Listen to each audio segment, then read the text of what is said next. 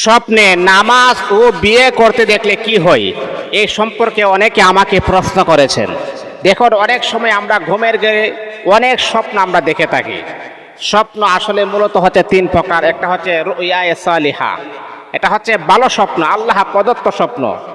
আরেকটা হচ্ছে রুইয়ায়ে শয়তানি, শয়তানের পক্ষ থেকে যে স্বপ্নগুলা, যে ভয়ঙ্কর আকারগুলো আমাদের সামনে উপস্থাপন করা হয় বা দেখানো হয়।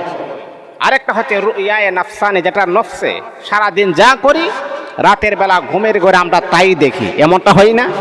রাতের দিনের বেলা যা করেছি, আবি যাবি যা কিছু করেছি, রাতে যখন ঘুমিয়েছি তখন এইগুলাই বারংবার আমাদের চোখের সামনে ঘুরে বেড়ায়।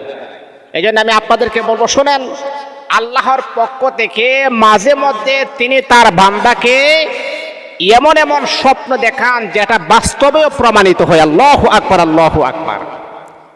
এটা কিন্তু এই স্বপ্নটা কোন সময় দেখানো হয়, সেটা হচ্ছে আপনার ফজরের নামাজের আগ মুহূর্তে তাহাজ্জুদের মেন সময়টাতে এই স্বপ্নগুলো দেখানো হয়।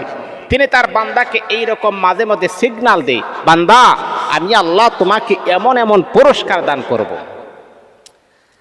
তাহলে এই স্বপ্নটা কিভাবে, আমি যেটা বলছিলাম, স্বপ্নে নামাজ এবং বিবাহ দেখলে কি হয়। স্বপ্নে যদি আপনি নামাজ পড়তে দেখেন যে আপনি নামাজ পড়তেছেন, তাহলে বুঝতে হবে আল্লাহ পাক আপনার মনের আশা কবুল করবেন ইনশাআল্লাহ।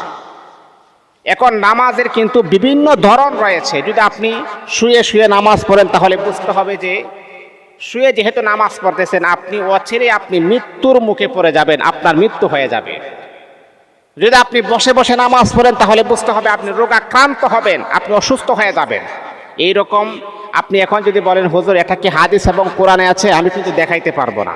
এটা বিভিন্ন উলামায়ে কেরাম, যেহেতু তারা হাদিস নিয়ে রিসার্চ করে, গবেষণা করে, তাদের একটা উক্তি, তাদের একটা কথাবার্তা, তাদের কিছু আলোচনা এমন।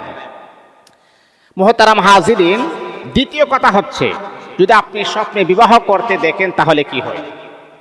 উলামায়ে কেরাম তারা এটার ব্যাখ্যা নিয়েছেন, এটা গবেষণা করে দেখেছেন। যদি বিবাহ করতে আপনি স্বপ্নে দেখেন, তাহলে বুঝতে হবে আল্লাহ পাক আপনার রিজিকের ব্যবস্থা করে দিবেন।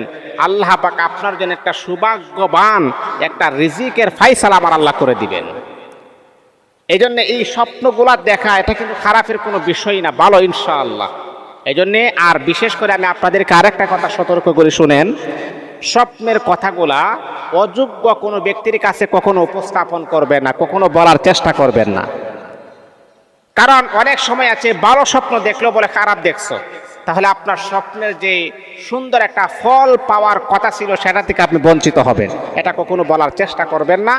যোগ্য ব্যক্তি, আলেম দেখে যারা আপনার স্বপ্নের ব্যাখ্যা সুন্দরভাবে উপস্থাপন করতে পারবে, আপনার মনের ভিতর জাগ্রত হয়েছে, ঠিক আছে আমি আমার হুজুরের কাছে স্বপ্নের ব্যাখ্যাটা বলি, অবশ্য তার একটা উত্তর আমি পেয়ে যাব, এইরকমটা যদি আপনার মনে হয়, তাহলে আপনি তার কাছে স্বপ্নের কথাগুলো উপস্থাপন করবেন। আল্লাহ পাক আমাদের সকলকে বোঝার তৌফিক দান করুন।